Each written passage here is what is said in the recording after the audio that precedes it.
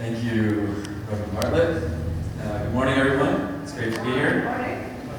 And as Reverend Bartlett said, I've been serving for the last 12 years in Colombia, in South America.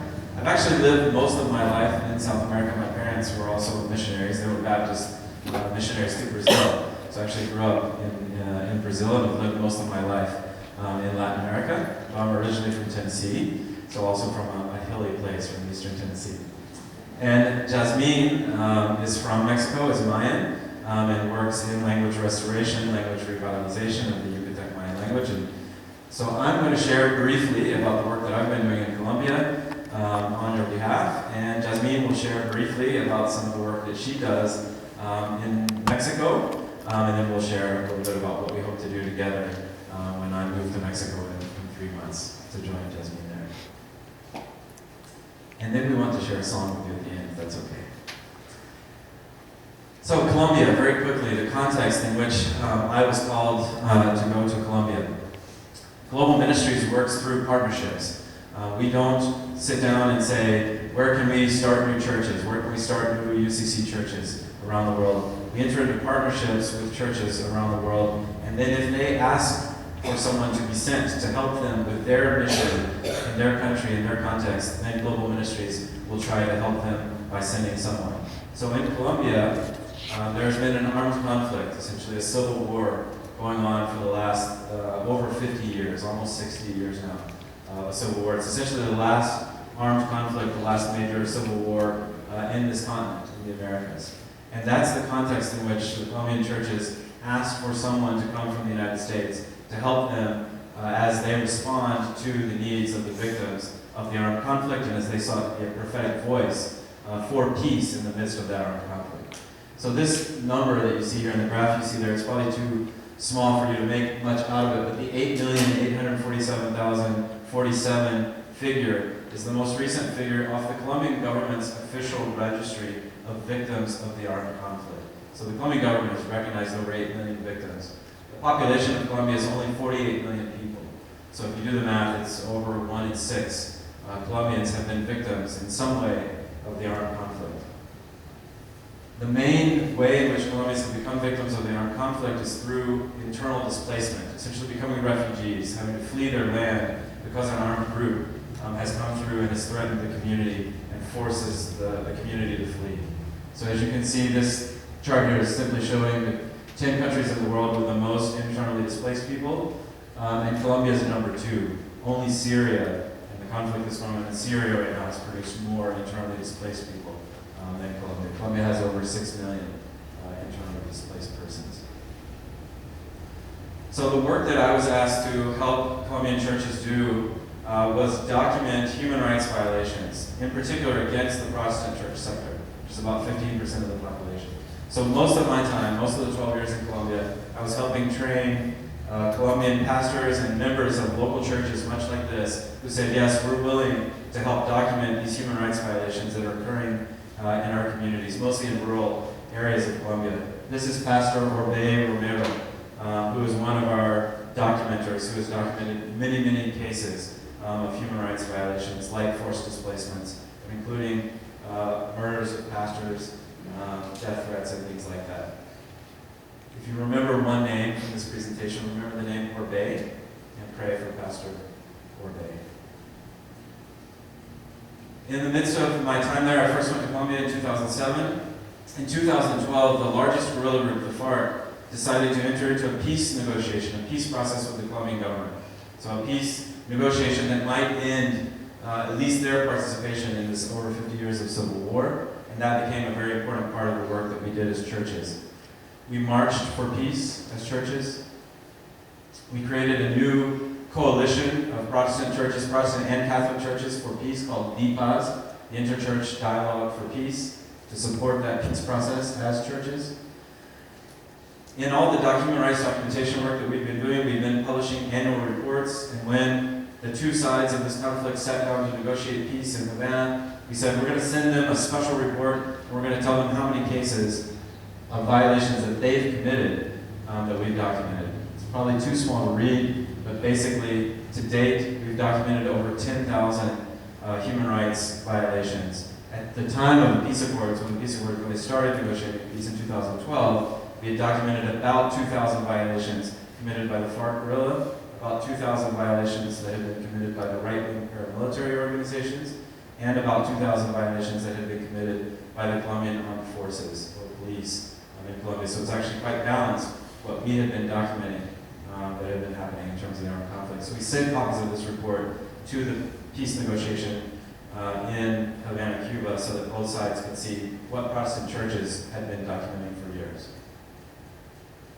We also brought in international church leaders that had been involved in peace processes and peace negotiations in other places around the world. This is Pastor Make Masango of South Africa. He's a Presbyterian minister that worked with Nelson Mandela on the Truth and Reconciliation Commission in South Africa. He was addressing a crowd at that big march that I showed earlier, sharing the experience of churches in South Africa working for peace and reconciliation. In the midst of the peace accords, the two sides at one point agreed that they both recognized that they had killed a lot of civilians, and that often those civilians had been put into mass graves, and so their families didn't know where their loved ones were. They were disappeared.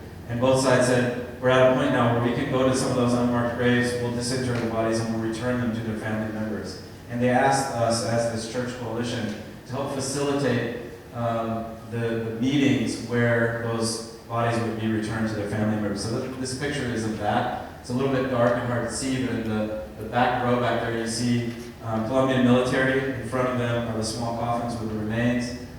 Down here in the bottom of the picture you can see candles and pictures. Those were brought by the family members. And the family members told stories about their loved ones who had been disappeared and shared about who they were. And then you can see there are Catholic priests, 2 Mennonite lay leaders, and an evangelical Pentecostal pastor who facilitated the service in memory of the disappeared at this occasion. This was in 2015. And then when the peace accord was finally signed in 2016, the FARC, the leftist guerrilla group that had been fighting the Colombian government, gathered their 11,000 soldiers into 26 camps all over Colombia. That's a map of Colombia. Each of the black dots is one of the camps where their soldiers concentrated and handed over their weapons to the United Nations, and they began their process of demobilization and re-entry into civilian life. And we were able to work with 2 of those camps and work with them on restorative justice, on sitting down with community members and former FARC guerrillas and saying, what does justice look like now that you have these former guerrillas demobilizing into your community? How can we build and restore a community that once was at war and now is trying to build peace? How can we do that together? So that largely was the role that we have been playing over the last couple of years. In the final image there, you can see a bullet that has been made into a necklace. And so to me, and it was done by one of the FARC guerrillas. So it's an image of that process of transformation, moving from war to peace and to hope.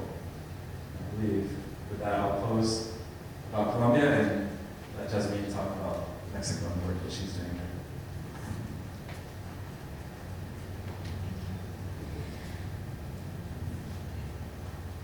Well, I'm happy and glad to be here with all of you. And yeah, I work with Mayan people and the restoration or revitalization of Mayan language. And I don't know if you can see the map. This is Mexico, and the big map is Yucatan, which is, I don't know if I can point. Well, it's in the south of Mexico. It's Yucatan, where I live and where I work, with one of the 30 Mayan language. There are like 25 or 13, depending on the agreement between linguists.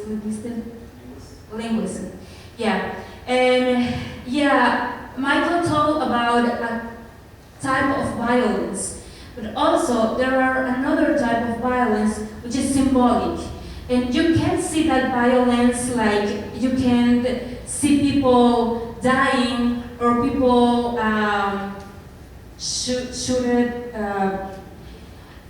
each other. Yeah, but you can see how a group of people is pushing to choose another way of life or abandon their language their language and their culture, because they don't find equal situation or context to live as they want. And yeah, just to show some numbers, I'm gonna ask to Michael to say that, because I can't, how the total population in the peninsula is and the amount of the speakers, the Yucatecan Mayan speakers. So I think it's pretty clear there. So the total population on the Yucatan Peninsula is 4,100,000 people, and of those, 835,000 speak the Yucatec Mayan language. So it's a number very small if we count the total population. And also we are seeing census by census, we have speakers, we are descending the amount of the speakers. Yes, and why this is an important thing? Why we need to care about language? Because, this is something that is related with justice. Why? Just imagine, to go to school, you need to learn another language. Just imagine, there are a group of people came here, and that group of people say to you, you need to change your language in order to go to the school. Or to find a job, you need to learn another language. That is happening with Mayan people. So, if you need to learn Spanish, and learn Spanish to work, to go to the school, and to enjoy also music, or watch TV, or hear radio programs, so you internalize that your language is not something important, and you abandon that. But if you abandon your language, you are also abandon your culture. And if you abandon your culture, when it's like you are in the half of the way, you are not indigenous, but you are also not no indigenous, because all the things we facing in Mexico, like racism, color matters, and the things that you piensas que es valioso, that you value is not value for others. So you are like, you don't know who you are, and if you don't know who you are, social problems comes. Like in my hometown in Peto, we are seeing an increase of depression, suicides, and also drugs addiction, and many things that is not good for our town. Why it is happening? Because young people is abandon his culture, his language. So a language in danger is a culture in danger. We are talking, when we talk about minorized language, we are not talking about the language by itself. Language doesn't exist by itself like Spanish, and we can touch Spanish or English. We can't touch English, we can't touch Mayan, but we can see the people. And when we speak about minorized language, we are speaking about minorized people who is not in an equal condition to choose how they want to live. So to defend a language is to defend also land, education, healthcare, and all the spaces where speakers live. When we lost our culture, we lost our spirit, we lost our balance to who we are. And if we don't know who we are, as I said, we are like, we don't have spirit, and all that social problems comes. Well, for that, Michael and I are starting a project in my hometown, Peto. This is the big map of Yucatan, where I live. And the circle, the black circle, it's my hometown, Peto. It's in the very south, and we want to make a center for peace there, to work with the young, well, to work with all the community, and to revalue and to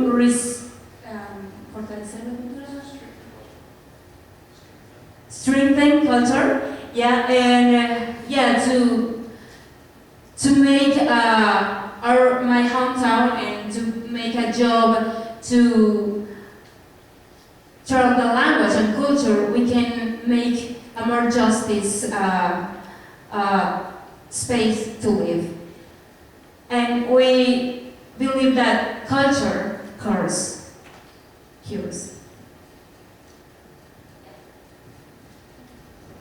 Thank you, Jasmine. So that's a little bit about who we are and what we have been doing, and also sort of what we will be doing very soon together. Sort of remixing Jasmine's work in cultural revitalization and how that is so important for our community, for community survival, and more of my background in human rights and peace building and restorative justice work, and mixing that together in a community center there in her hometown.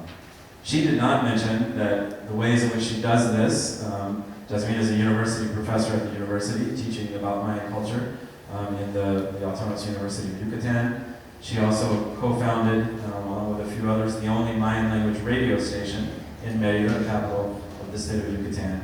And one of her passions for language revitalization and beliefs is that music is an important way to experience language and to enjoy your language. So Jasmine also is the lead singer in a band that performs in Mayan, performs music in Mayan, and uses that as a vehicle to get young people in particular into the Mayan language and using it and enjoying it on a day-to-day basis. So, with that said, Jasmine has been a singer for a long time. She's fantastic. I want you to hear her sing in Mayan. She wants to share that with you. Because of her, 3 months ago, I decided to pick up a guitar and see if I could maybe learn how to play a guitar a little bit. So I'm going to try to play guitar to help her feel comfortable singing. She's going to get her lyrics to a song. So I'll tell you, this song actually is a song that I picked up and brought from Nicaragua when I lived there about 20 years ago. It's a song that speaks about hope. We have the lyrics up there for you, I believe. Did it make it? Yeah. It might be too small for you to see. But the title of the song is Days for Loving. We have the words in Mayan on your left and the words in English, the translation in English. But Jasmine will be singing in Mayan for you. Days for Loving, Days of Hope.